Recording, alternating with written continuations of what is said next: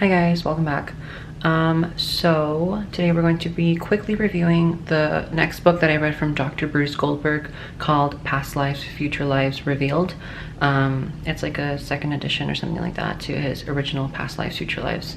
But basically I am really loving his books because they are very similar to Dolores Cannon, but the chapters are not as long as Dolores Cannon. They're a little bit more quick to the point. And I'm just gonna give a little quick brief overview of a couple chapters of like the issue that the person had, and then the you'll just see like the past life connection. So one of them was that I can remember, this girl walked into her man in her current life.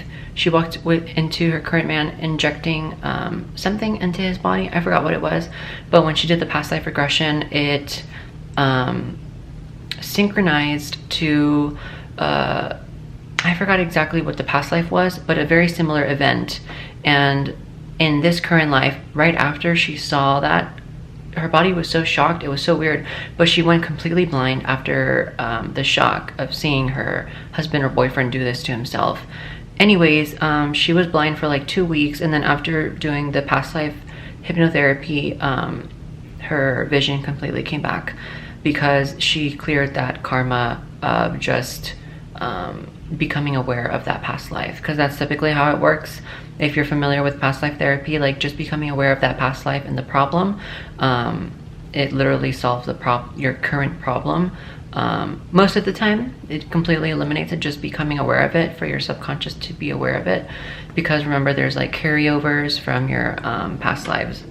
Another one was a girl was anorexic because she, in one of her past lives, I remember her being a male figure, and I think she would always eat a lot. Like she would be eating and eating and eating, and then a lot of people wouldn't find him attractive and all this stuff. So another one where the soul carried over that trauma, which caused her to, in this current life, be anorexic. There's another one that really was so crazy because this one took place, I believe, in the year 1140 or 1130, something like that. But anyways, the doctor was doing a therapy on one of the clients. His name was like Thayer in the past life or something like that. And then he described how this guy in the 1140s or whatever the year was would be like abusing him and torturing him, and then like having him do all kinds of things to him. It was so weird. And what's weird was that a couple months later, some other guy in this current life, obviously, goes in for hypnotherapy as well, and there's no way that both guys know each other.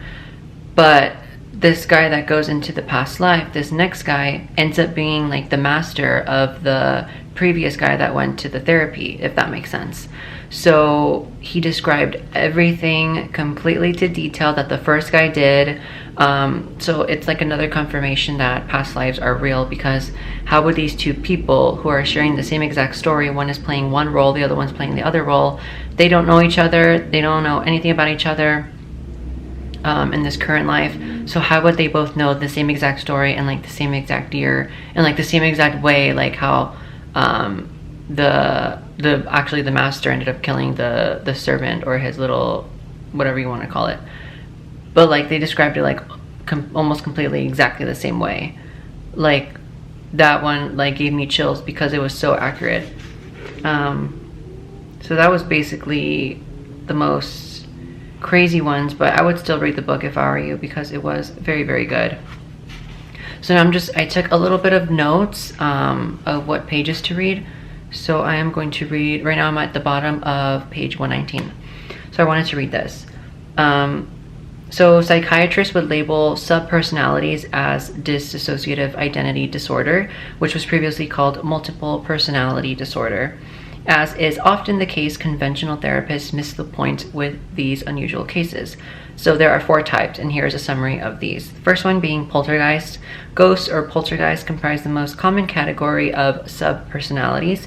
These entities are souls who lived as humans but crossed into spirit and have refused to enter the white light or their higher self, which is critical for them to reincarnate. These spirits usually do not desire to take over the body of the host. They are merely dysfunctional souls that attach themselves to our auras as a comfortable place to nest. Second one would be extraterrestrials or ETs. Occasionally, ETs attach themselves to our soul's energy. This is done to study our reactions, as they appear to be fascinated by our emotional responses to stress. Third one would be past life personalities. In rare instances, one of our past lives can remain as a sub-personality and attach itself to our auras in an attempt to take over our bodies or just cancel our actions. That one I was really shook about. Literally, they gave an example of one too, where the oh, actually, I think I am going to read it. Yeah, it is here. I'm going to read it. I have it in my notes to read it for you. And then the other one would be demons. Demonic entities were never human. They are fallen angels, and they have been around since the universe was created. During possession, their goal is the permanent takeover of an individual's body and soul. In order for a demonic to take control of a soul, it requires permission, though. Playing with Ouija boards and attempting to contact spirits without the benefit of white light or other protective techniques are examples of how this permission may be granted. This would be the least common type, though. So an example of a sub-personality attack. A good example of a poltergeist attack occurred with a patient I shall call Vanessa. Through hypnosis, I learned that Vanessa had attended a funeral in 1993. The spirit of Ingrid, a psychotic woman who committed suicide at that cemetery, attached herself to Vanessa there. Superconscious mind taps and integration quickly sent Ingrid's personality to the white light. Superconscious mind tap is basically like his form of doing some really cool stuff to the subconscious. So now to the white light, Vanessa is free of her sub-personality and happier than she has ever been. Fortunately, past life possession attempts are quite rare. I've never heard of this, you guys. Claudine's case is a good example of this phenomenon. She was murdered in a past life by a man named Sam. Sam had killed her in a jealous rage, but he was never punished for the crime, which took place more than 150 years ago. Claudine came to me because she had been plagued by alcoholism and depression. When I regressed her through hypnosis, we discovered that Sam's fragmented subpersonality had attached itself to her. The disturbed, murdering aspect of Sam's soul was still jealous of her, and it wanted to wreck her current marriage to Tom. The treatment was surprisingly simple. In a single session with both Tom and Claudine, I used hypnosis to connect Claudine's subconscious mind or soul with her higher self or superconscious mind. I asked her higher self what the origin of the problem was. Claudine's voice suddenly became very deep and low, and Sam began speaking to me. Tom looked on, shocked, with his jaw hanging open. I then confronted Sam. I directed Sam to enter the white light by contacting its own higher self. A soul will, to a certain degree, raise the quality of its energy and better prepare itself for a future life. Once the sub-personality enters the life, it can never return to bother the host again.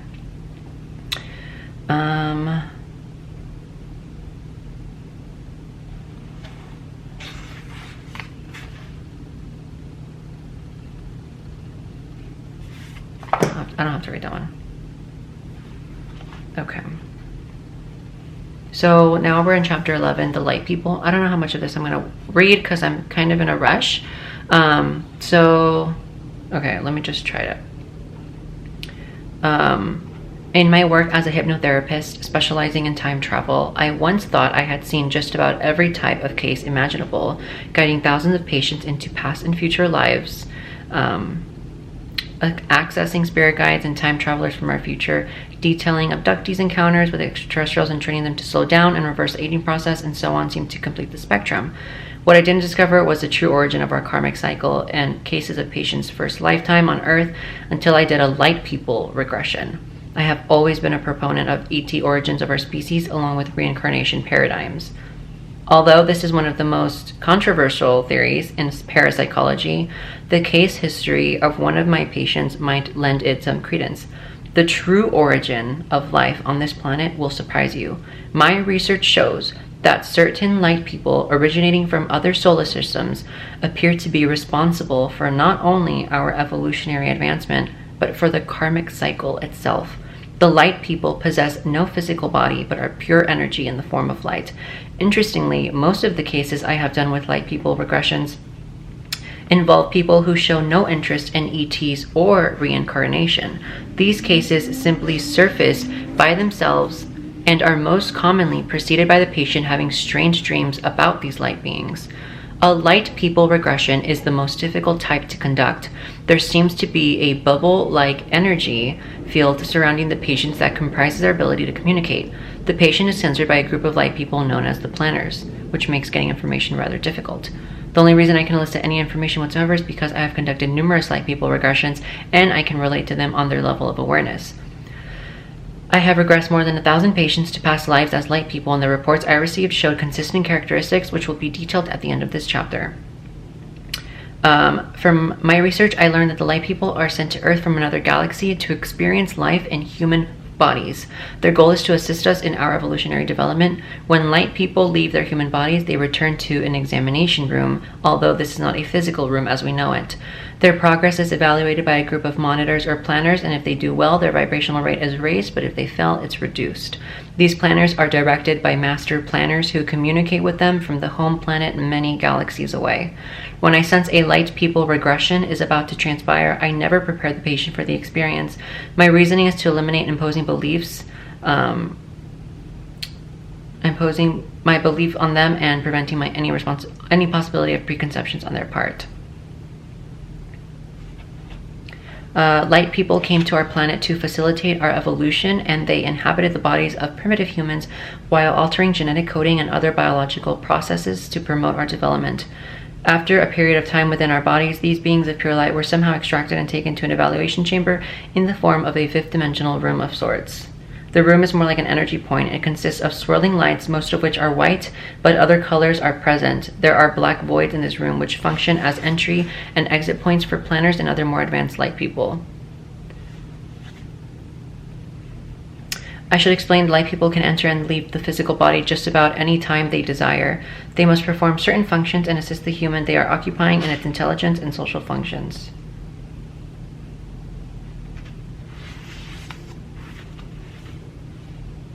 The mechanism of the origin of our karmic cycle now became clear. Advanced ETs from a distant galaxy in the form of light energy experimented with humans to aid us in our evolution.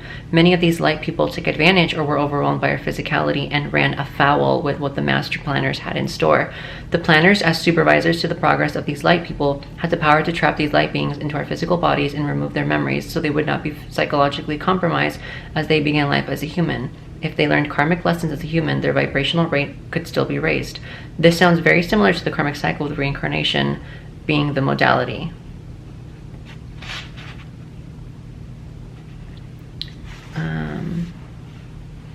I have concluded that light people trapped in human bodies represent the beginning of our karmic cycle. We are fortunate that these aliens tampered with our evolution. Our present level of technology might have been unattainable without their aid.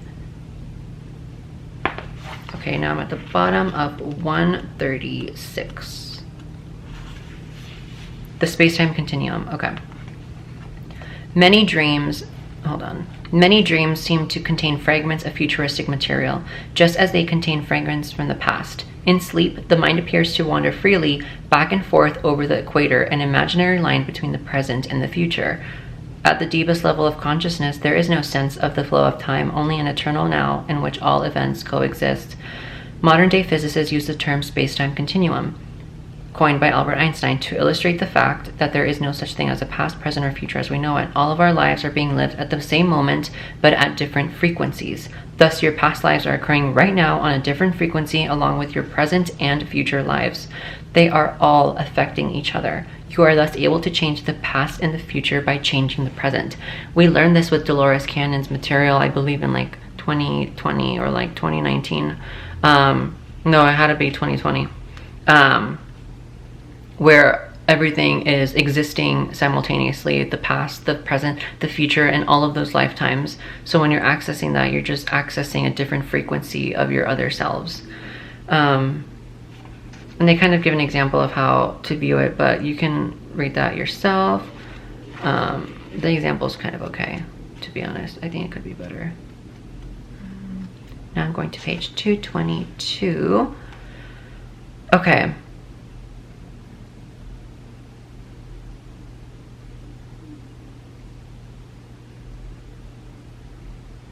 This one's an interesting one.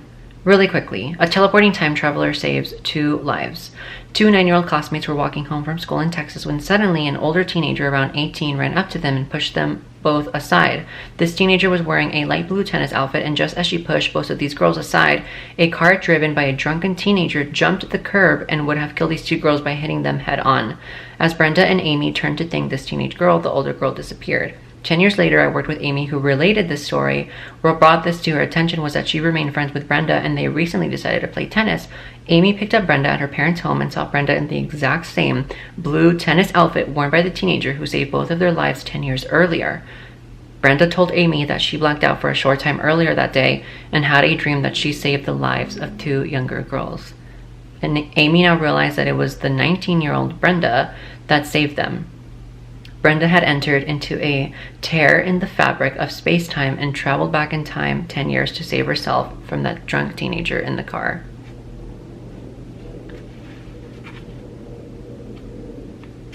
Okay, now we're on page 224. This is called the Time Traveler Exchange Program. Has a family member, neighborhood, friend, or colleague been acting strange lately? They may very well be a time traveler from the future who has changed places with the person you have known for years. Many time travelers from the years 3050 to 5000 AD have come back in time to interact with us. Through a discipline known as quantum medicine, the time travelers can regenerate lost limbs and resuscitate the dead if they are treated within 24 hours of physical death by tapping into what we call intergalactic lines or energy fields in our universe that originate from the God energy complex. These intergalactic lines represent creative energy and allow a chrononaut to shapeshift or morph their physical appearance to duplicate that of a 21st century individual. This also includes the current century individual's fingerprints, DNA, and complete memory. You would not be able to prove that this time traveler is anyone but the person he or she says they are. The only thing these futuristic people cannot perfectly duplicate is behavior and mannerisms unique to that person. That is why someone you know may be acting odd. All chrononauts adhere to what are known as timeliner international security codes, which forbid chrononauts from revealing either their true identity or advanced technology to the residents of the century in which they are currently visiting. One more page to show you guys, and then you guys can go rent the book or buy the book. So now I'm at 234. Let's see. So Kamar's first mission involved the development of writing. This was an honor, and he must have earned this privilege through his training at the Movian Academy. By far the most important thing taking place during this time of man's social development was the invention of writing and its gradual progress to importance in human affairs. I next questioned Kamar about his progress as a time traveler. He described many missions, all increasing in complexity during the next 100 years of his life. It must be mentioned that 35th century humans live for hundreds of years. This is mostly due to a device known as an alpha syncolarium. Think of an isolation tank that emits energy signals accompanied by sounds through our body. The result is a stimulation of our gonads and adrenal glands to produce more DHEA, the intermediate phase of the sex hormones estrogen in women and testosterone in men. DHEA fosters the production and action of T lymphocytes in our immune system and wards off any type of viral disease, thereby lengthening our lifespan. So I feel like that's just one way to lengthen our lifespan. So that's basically everything that I thought was like the most profound to share with you guys. I might take a little break from reading. I know I always say that, and then I end up getting another book or whatever. But I'm going to read 2 more of Dr. Bruce Goldberg's books. I don't know if I'll make a review on them, probably, but I'm really liking his work. And I don't know what else to say about the time traveling thing at the moment. other than, yeah, I totally believe it is real, as crazy as it sounds. And I didn't even used to believe in time travel till like before Dolores Cannon's content. But I think what really made it clear is that when you time travel, you're basically shifting timelines. You're not, like, you basically can't change the timeline that already happened, if that makes sense. You just switch to another timeline, so you're basically creating a whole new timeline. That's how I interpret it at the current moment. That's how I interpret time travel. You're basically creating a whole new timeline where this event actually happened, and you're just shifting quantumly to that timeline. Hopefully that makes sense. Maybe in the future that'll make sense to most people, but that's just how I understand it, and maybe that's how quantum physics explains it as well. I don't know. But yeah, he's a great doctor, hypnotherapist. So yeah, I would definitely recommend reading this book. I would probably read Time Travelers from Our Future first, because I think that one's actually better. But if you want to stick to more grounded type of stuff, then Past Lives, Future Lives is better. But if you do want to get into the time travel stuff, like I like obviously the most like science fiction type stuff I am the most drawn to.